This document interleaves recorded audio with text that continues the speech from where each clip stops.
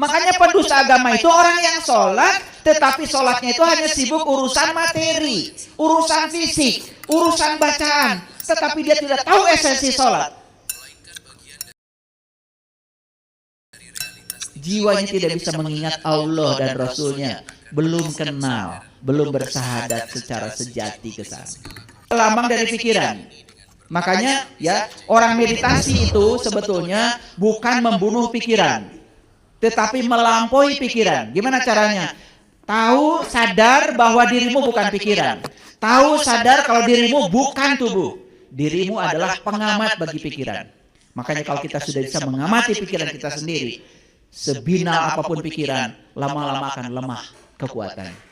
Makanya orang yang sudah bisa mengendalikan pikiran, hidup dengan kesadaran, sudah sampai di puncaknya kesadaran, namanya Sidra Al-Muntaha, hidupnya penuh dengan berkah dan kegembiraan.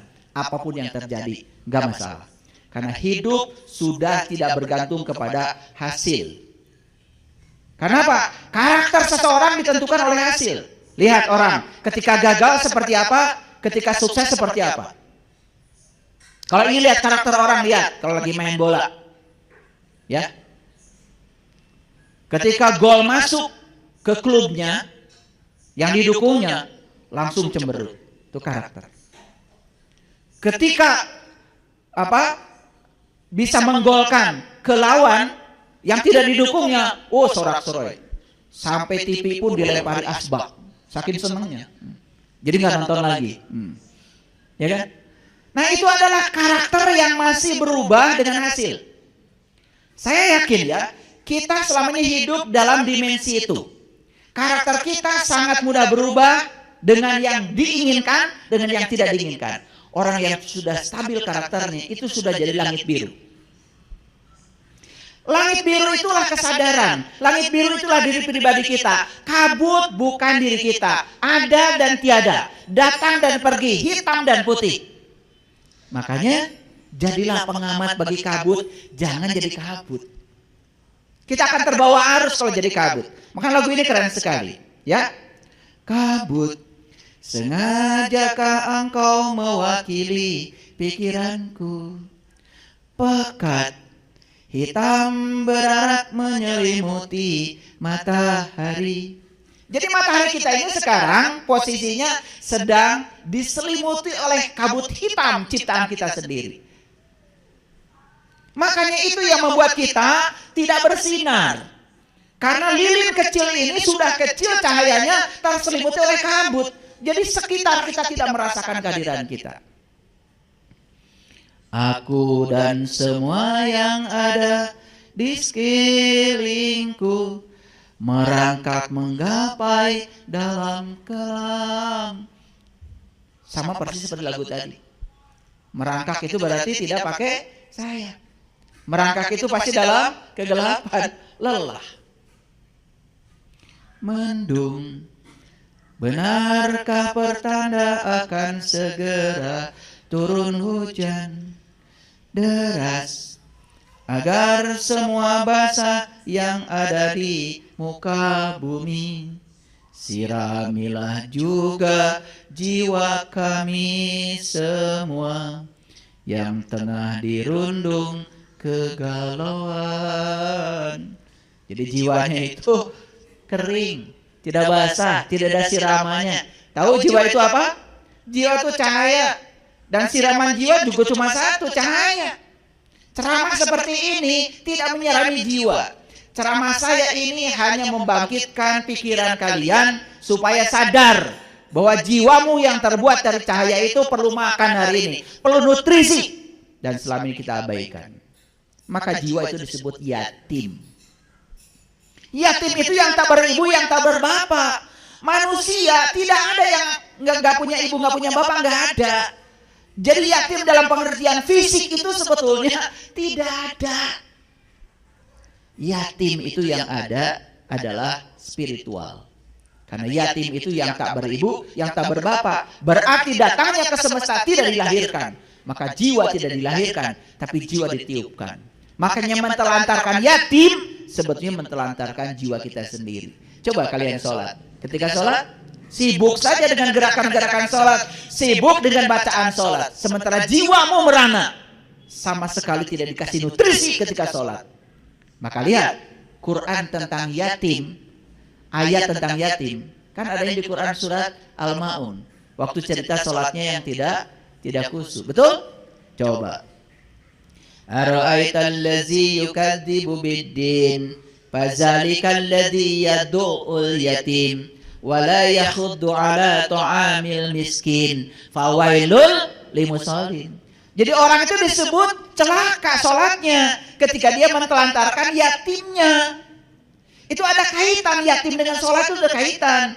Kalau kalian sholat tidak memberdayakan jiwamu, itu sholatnya mentelantarkan yatim. Itulah yang disebut dengan pendusta agama. Makanya pendusta agama itu orang yang sholat, tetapi sholatnya itu hanya sibuk urusan materi, urusan fisik, urusan bacaan, tetapi dia tidak tahu esensi sholat. Jiwanya tidak bisa mengingat Allah dan Rasulnya, belum kenal, belum bersahadat secara sejati ke sana. Hebat ya Quran. Coba. Ara'aital ladzi yukadzibu biddin, celakalah pendusta agama. Fazalikal ladzi yad'ul yatim, mereka yang telah mentelantarkan yatim. Yatim itu adalah jiwanya sendiri. Wala yakhuddu ala ta'amil miskin, ya. Miskin, maka dia tidak akan pernah menjadi miskin. Miskin itu artinya orang yang tenang tentram, dari kata sakana yaskunu miskinan. Maka Nabi Muhammad kan berdoa, ya Allah, hidupkan aku dalam keadaan miskin. Kan gitu. Hidupkan aku bersama orang-orang miskin dan matikan aku dalam keadaan miskin. Hati-hati, miskin bahasa Arab beda dengan miskin bahasa Indonesia. Miskin dalam bahasa Arab artinya tenang, tentram, damai. Itu dari kata sakana yaskunu miskinan. Sukun itu artinya sudah mati, tidak bereaksi. Kalian kan masih tersinggungan, marahan. Belum miskin itu namanya. Jadi miskin dalam pengertian spiritual itu bukan kere, bukan gak punya apa-apa, tapi tenang, tentram, damai itu. Makanya Rasulullah minta dihidupkan bersama orang miskin, orang yang tenang, tentram, damai itu maksudnya. Wah, dan Rasulullah juga mengajarkan kita jangan kaya-kaya, miskin aja. Lah, mau ngaji aja sama saya gak punya ongkos. Ya, lanjut. Makanya fawailul lil musallin, celaka orang yang sholat. Apa? Alladzina hum an sholatihim sahun. Sholatnya itu adalah sahun. Sahun itu lupa pada jiwanya sendiri. Hanya sibuk ngurusi yang lain-lain. Gitu. Coba sadari kata-kata saya ya, biar tambah pintar.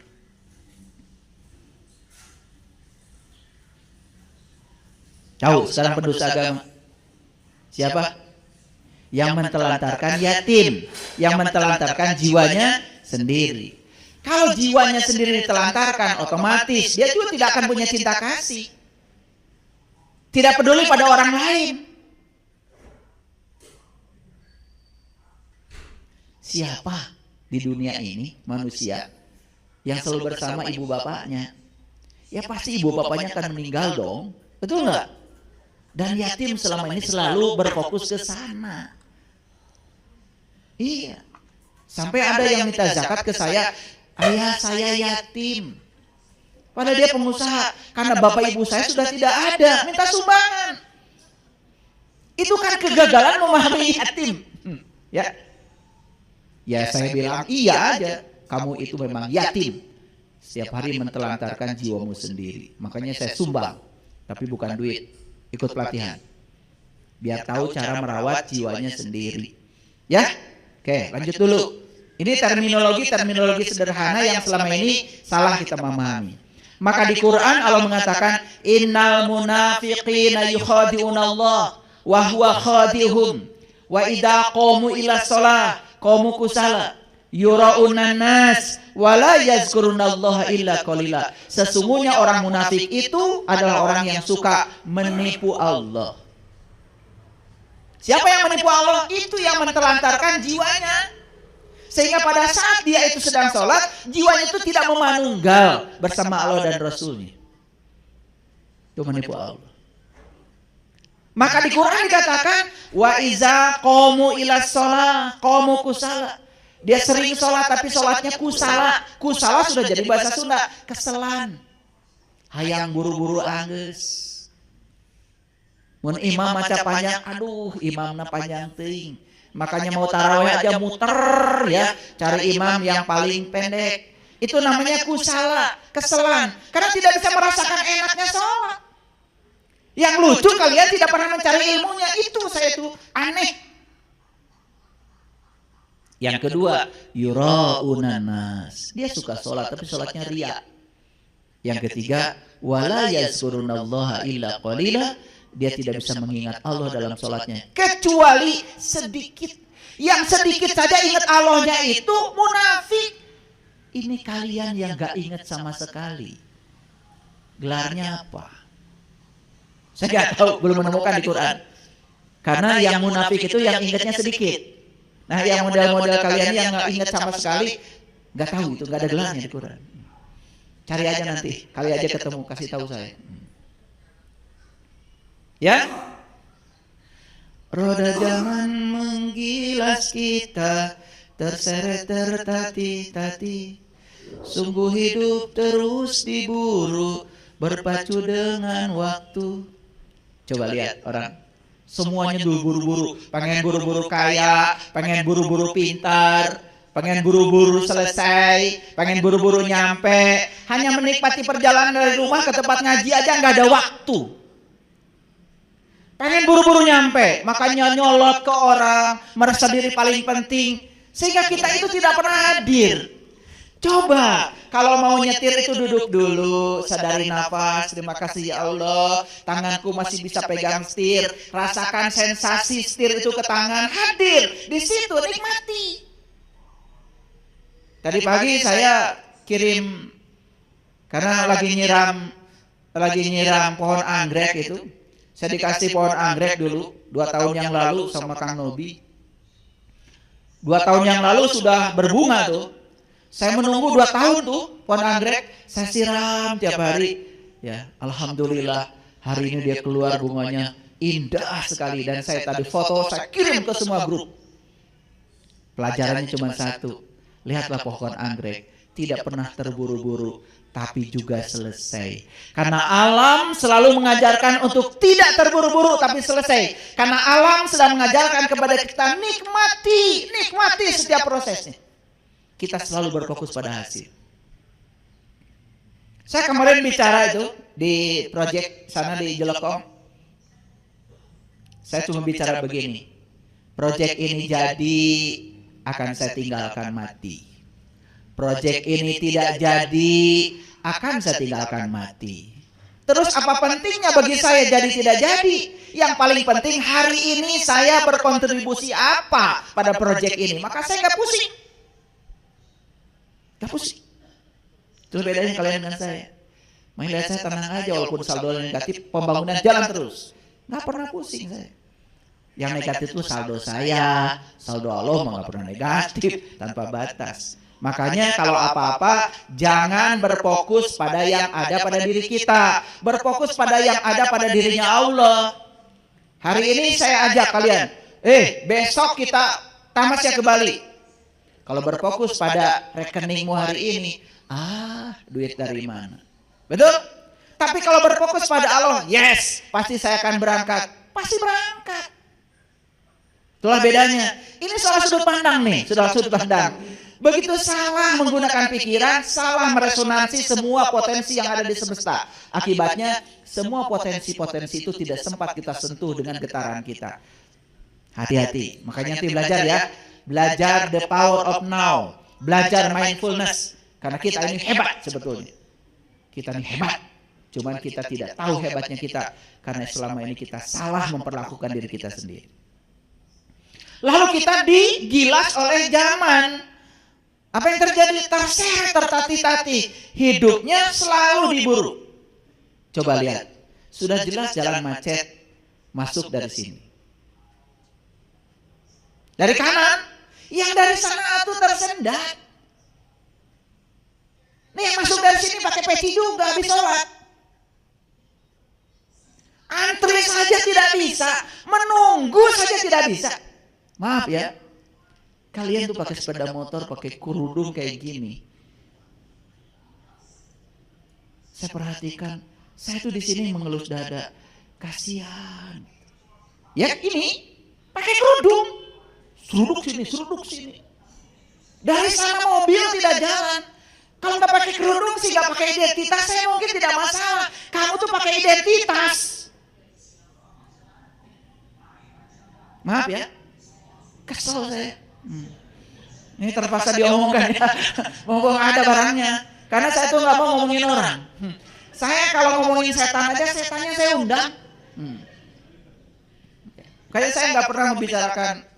Ya kalau kita ngomongkan setan di belakang dia, kan kita dosa dong, berarti kita gibah membicarakan setan. Makanya kalau saya membicarakan setan, setannya saya undang. Tanya murid-murid saya kalau mau bicara setan pun saya undang setan. Iya, pakai kacamata, iya, pakai kerudung, pakai peci, pada hadir. Makanya saya enak ngomongnya, kan di depan dia. Jadi saya tidak gibah. Iya.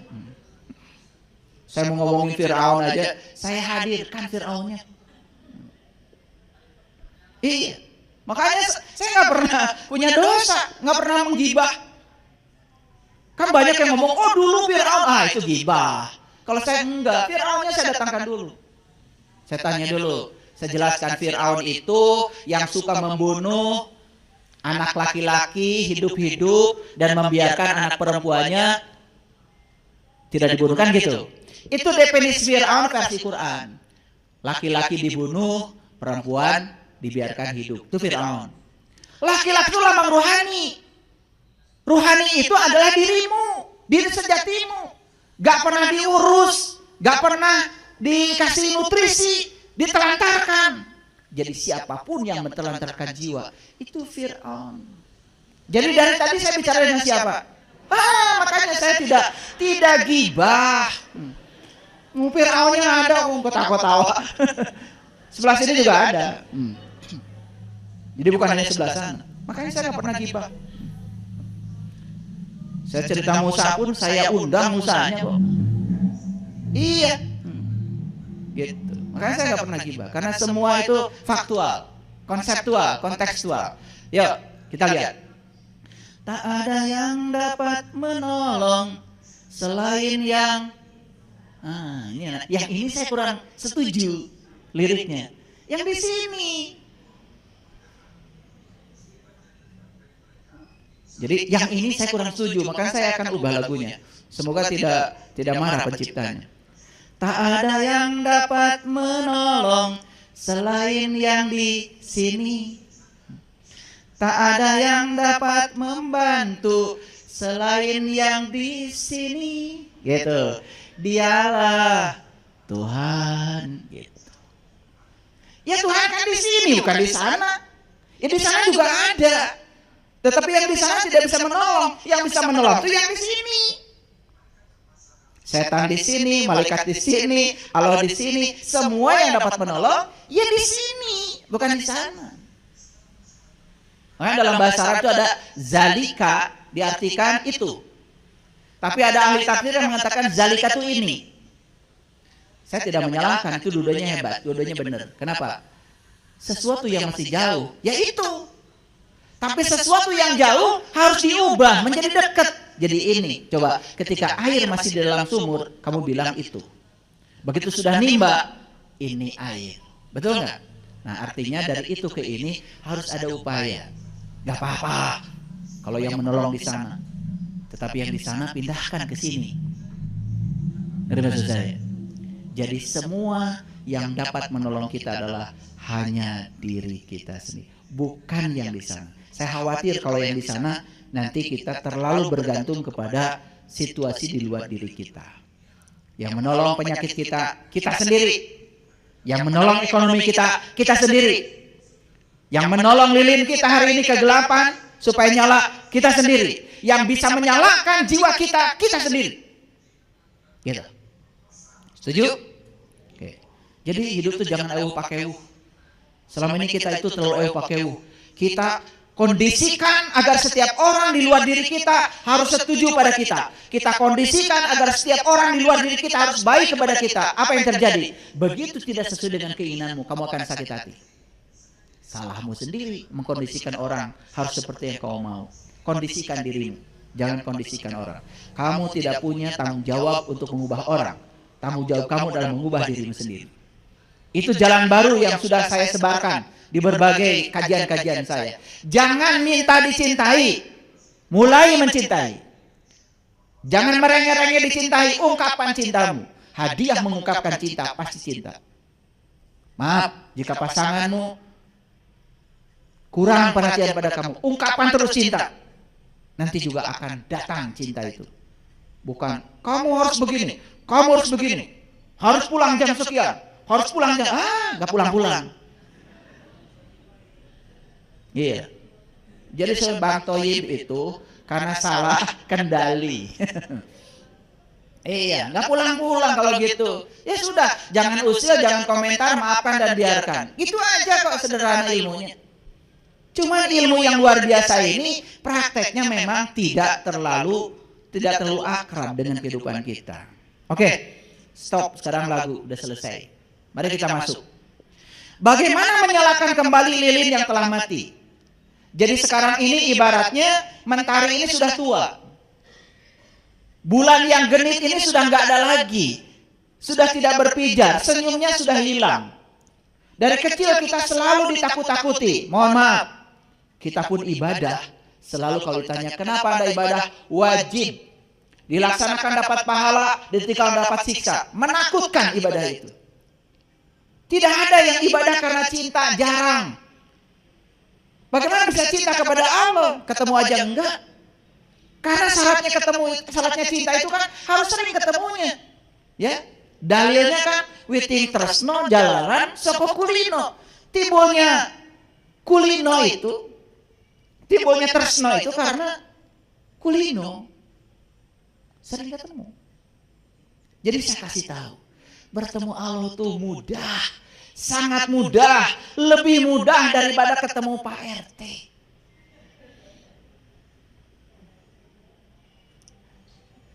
Saya mau ketemu Pak RT, saya susul ke rumahnya, lagi mancing. Saya susul ke kolam, baru aja Pak RT pergi beli pakan. Saya ubek-ubek sepasar, pusing saya cari Pak RT. Sekali aja udah di kolam, saya ke kolam lagi. Baru pulang. Begitu nyampe di rumah, berarti di rumah nih Pak RT. Kata Bu RT, maaf Pak RT lagi istirahat. Susah nggak? Allah tuh nggak pernah tidur, nggak pernah ngantuk. Makanya di dalam Quran dikatakan, walaqad ra'ahu nazlatan ukhra. Kapan saja kamu bertemu, dia siap ditemui. Pintu gapuranya selalu terbuka. Dia tidak pernah tidur, tidak pernah ngantuk. Gak pernah saya bilang, ya Allah saya mau ketemu. Kata Allah, sorry, rapat. Atau kata Allah, maaf, sedang istirahat. Gak ada. Allah tuh gak pernah istirahat. Kapan saya bisa ditemui? Jadi kalau ada orang mengatakan berjumpa dengan jati diri itu susah, itu orang yang kurang ilmu aja sebetulnya. Ya, lanjut. Pertama, perhatikan saya. Sadari bahwa manusia adalah makhluk cahaya yang sedang dikaryakan di semesta ini. Yuk, sadari. Kita selama ini terbalik. Menganggap kita ini adalah makhluk bumi yang sedang mencari cahaya. Itu yang keliru. Kita aslinya makhluk cahaya yang sedang dikaryakan di bumi, bukan makhluk bumi yang sedang mencari cahaya. Ulangi supaya tegas. Kita ini aslinya makhluk cahaya yang sedang dikaryakan di bumi, bukan makhluk bumi yang sedang mencari cahaya. Jadi oleh karena itu tidak perlu mencari cahaya. Buang kabutnya, buang semua penghalang kegelapannya. Kalian akan bersinar dengan sendiri. Persis seperti nyapu. Nyapu tidak pernah mencari yang bersih. Betul? Nyapu tuh selalu cari yang kotor. Begitu yang kotornya disingkirkan, sisanya bersih, bukan? Jadi bersih itu sifat alami. Jadi terangnya diri sejati kita itu sifat alami. Tidak usah kita mencari terang. Malu atau sama pohon. pohon di mana-mana pasti mencari cahaya, bukan? Coba taruh pohon di tempat gelap, pasti dia akan mencari cahaya. Dia akan tumbuh ke tempat di mana cahaya itu ada. Laron keluar dari lubang, yang dia cari juga lampu. Setelah sampai di lampu, dengan sayapnya yang sangat ringkih, dia menjatuhkan diri, puas, sudah sampai di cahaya. Muliaan mana laron sama kalian? Tidak memfitnah kan? Yang jawab kalian sendiri. Muliaan mana kalian dengan pohon? Gak malu gitu mengatakan diri paling mulia? Yang dicari selama ini kegelapan aja, marah, cemburu, benci, tidak bisa memaafkan, semua kegelapan. Sing era atau kutangkal. Itulah manusia, menyangka dirinya makhluk paling mulia, tapi faktanya tidak memuliakan dirinya. Kalau sudah benci sama orang, diomongkan kejelekannya berulang-ulang pada banyak orang. Setelah itu saya tidak akan memaafkan sampai saya mati. Manusia macam apa? Dia sedang menggelapkan dirinya sendiri. Ulangi lagi. Sadari manusia adalah makhluk cahaya yang sedang dikaryakan di bumi. Jadi kalau kita ini makhluk cahaya, maka tugas utama manusia apa? Menyebarkan cahaya. Yuk, tugasmu di semesta ini menyebarkan cahaya. Makanya Bismillahirrahmanirrahim, atas nama Allah yang Maha Pengasih Maha Penyayang. Ya Allah, aku datang ke semesta ini untuk menjadi kepanjangan tanganmu, menyampaikan cinta kasihmu yang kau titipkan padaku. Saksikan saya, kalau kalian mengubah bismillahnya dengan niat seperti itu, kerjaan apapun pasti berkah. Kenapa selama ini kerjaan tidak berkah? Dagang ini gak laku, dagang itu gak laku, bisnis ini gagal, bisnis itu gagal. Kenapa? Kalian lupa bahwa kalian datang ke sini untuk tujuan Tuhan, bukan untuk tujuan. Kalian lupa datang ke sini bukan mewakili ambisimu, mewakili Allah. Apa yang kalian lakukan? Mewakili ambisimu, mewakili keinginanmu. Itu yang terjadi. Paksakan. Bahkan nyogok-menyogok pun tidak masalah. Yang penting ambisimu tercapai. Sudah melanggar dari jati dirimu sendiri. Itu yang menyebabkan lilinmu tidak pernah hidup.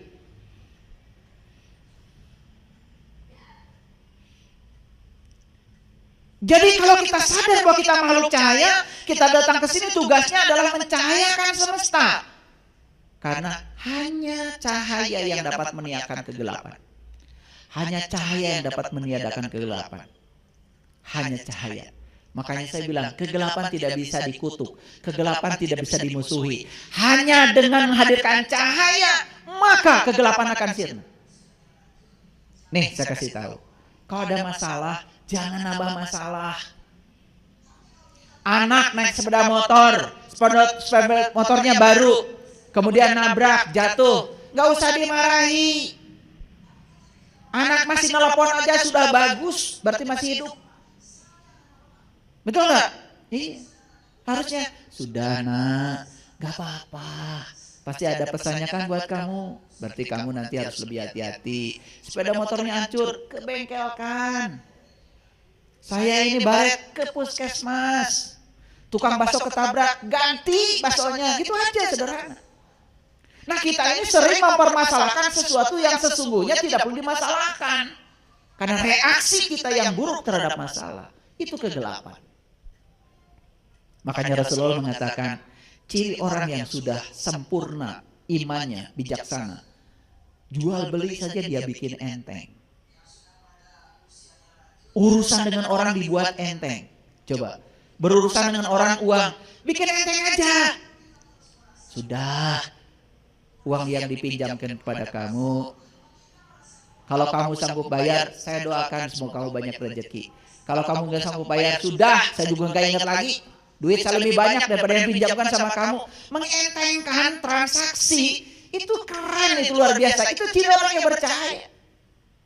Mumet. Pakai debt collector lagi. Apa-apaan sih kalian? Ya. Jika perlu rampas rumahnya, jika perlu rampas sepeda motornya. Ya Allah. Kalau kalian merampas, kalian juga akan dirampas suatu saat. Karena alam ini punya mekanisme sendiri. Betul? Itu yang namanya karma. Kalau kalian nyubit ke orang, kalian juga akan dicubit orang dengan setimpal. Tidak akan berkurang. Ulangi. Sadar kalau kita makhluk cahaya? Oke, nanti ayat-ayatnya kita sampaikan. Jadi tugas kita apa? Mencahayakan. Jangan menambah kegelapan semesta ini. Semesta ini sudah gelap. Kenapa?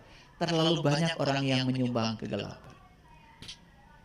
Ya, aduh, kalau kita lihat ya, apalagi di tahun politik, komentar-komentar tuh lupa kalau dia itu makhluk cahaya, harusnya mencahayakan, membuat rakyat jadi tenang, jadi rileks, ya. Demokrasi itu harusnya, ya, pemilu itu harusnya pesta demokrasi. Pesta itu penuh dengan kegembiraan, banyak ketawa-ketawanya, gitu. Pesta terus begitu. Bukan nakut-nakuti orang, membohongi orang, merayu-rayu orang. Maaf ya, saya bicara global supaya kita semua sadar. Yuk, dalam cahayanya manusia tidak akan mengalami salah persepsi dan salah proyeksi. Pertanyaan, mengapa selama ini sering salah persepsi, salah proyeksi? Satu masalahmu, karena diri sejatimu masih dalam kegelapan. Matahari rohani dalam diri kita belum bersinar. Kita hanya bisa melihat matahari yang di luar, matahari yang di dalamnya belum. Gimana caranya? Mudah sekali. Ketika Rasulullah ditanya sama malaikat Jibril, ya Rasulullah, berapa jauh jarak antara dunia dan akhirat? Rasulullah mengatakan, satu kedipan mata saja. Satu kedipan mata saja. Bisa kalau tahu ilmunya. Mau? Mau sekarang atau nanti? Nanti. Kalau yang ini nanti enak aja. Belum tentu semua orang yang ada di sini butuh ini, belum tentu. Karena kata Nabi menyampaikan ilmu kepada mereka yang tidak butuh suatu kezaliman. Menahan ilmu dari yang butuh suatu kezaliman. Makanya ilmu ada ilmu umum, ilmu khusus. Ilmu umum disampaikan di tempat umum kayak gini. Ilmu khusus hanya disampaikan di tempat khusus, pada orang khusus, pada waktu yang khusus, disampaikan dengan cara yang khusus. Paham maksud saya? Ya. Saya doakan semoga ada umurnya sampai di situ. Lanjut dulu. Ya. Membaca kitab suci dengan mata lahir hanya akan melihat firman-Nya sebatas kata-kata. Lihat saya semua. Membaca kitab suci dengan mata ini hanya melihat rangkaian kata-kata saja. Jadi firman Tuhan itu hanya kelihatan sebagai rangkaian kata-kata saja. Bismillahirrahmanirrahim. Hanya rangkaian kata-kata saja. Kalau melihat kitab suci dengan mata lahir ini, bagaimana kalau melihat kitab suci dengan pikiran, dengan kepintaran? Kita hanya akan melihat firman Tuhan sebatas pengetahuan.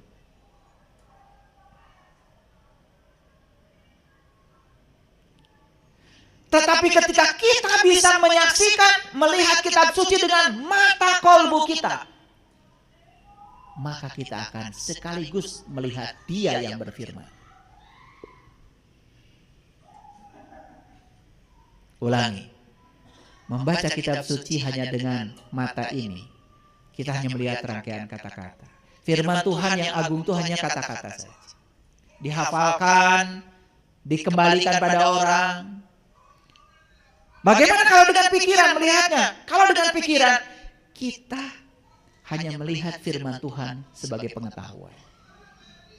Bagaimana caranya melihat Dia yang berfirman di baliknya? Hanya dengan satu. Melihatnya harus dengan terang mata kolbu. Sudah bisa mengalami yang ketiga? Nih, yang sudah pada bisa mengalami yang ketiga, saya kasih tahu. Sesulit apapun kitab suci, serumit apapun yang namanya ayat-ayat mutasabihat, ngerti sendiri, tinggal yes, yes, yes, gitu aja. Begitu saya sudah bimbing seseorang untuk menyaksikan matahari ruhani dalam dirinya, saya bacakan, ayo ikut saya. Allahu nurus samawati wal ar. Allah adalah cahaya langit dan bumi. Gimana? Yes. Kenapa? Nangis kalau sudah mengalami. Masalun nurihi kamishkatin fiha misbah. Cahayanya itu persis seperti misbah lampu. Gimana? Yes. Al misbahu fi jujaja. Lampu itu ada dalam kaca. Ajujajatu ka'annaha kaukab. Kaca itu berkilauan seperti bintang, seperti mutiara. Gimana? Yes. Karena mengalami semuanya yang dikatakan. Jadi tinggal yes, yes, yes. Coba yang belum mengalami, bingung kan? Tuh. Ajujajatu kaukab duriyyu yuqadu min sajaratin mubarakah zaitunatil la sarkiyah wala gorbiyah.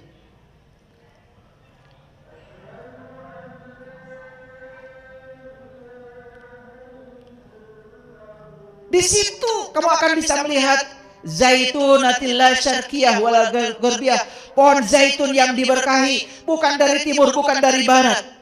Awas, bukan dari timur, bukan dari barat, dari dirimu sendiri. Gimana? Yes.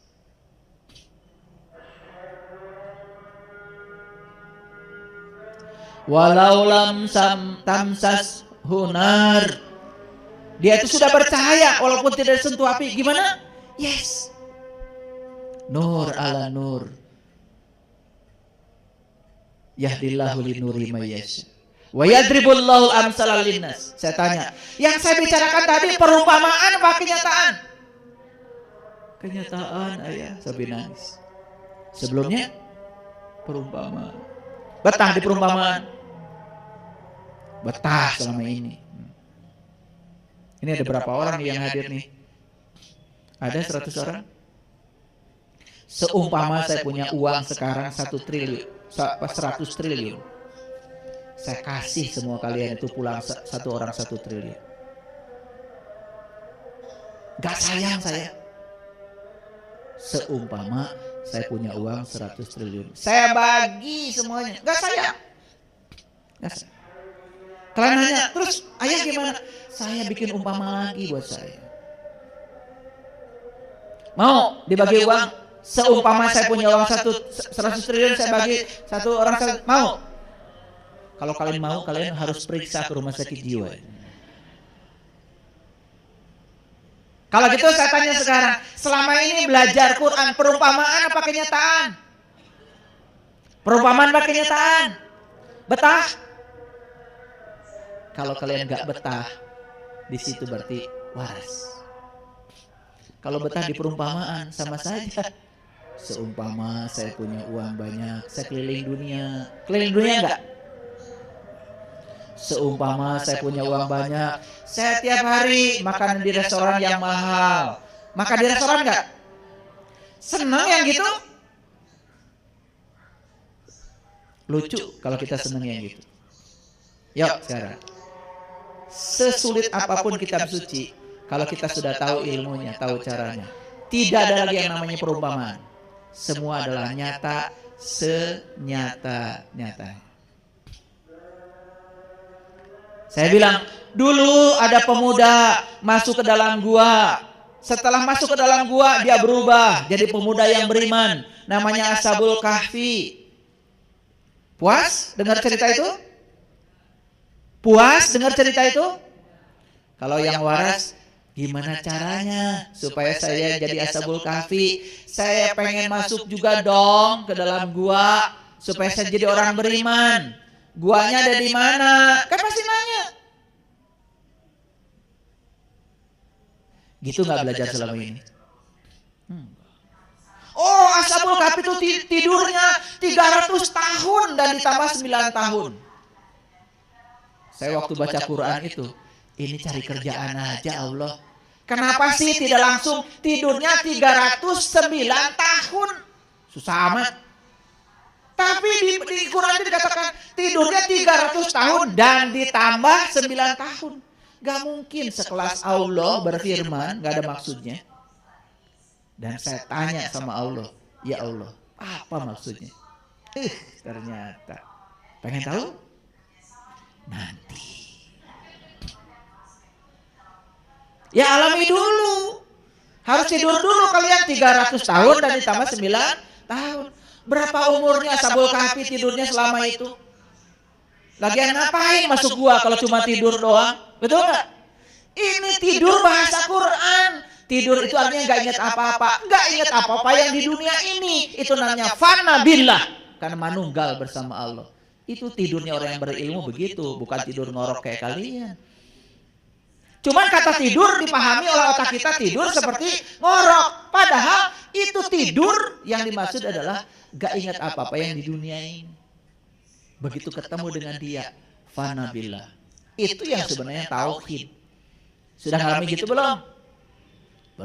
Belum ngalami. Kalian baca la ilaha illallah. Tiada Tuhan selain Allah.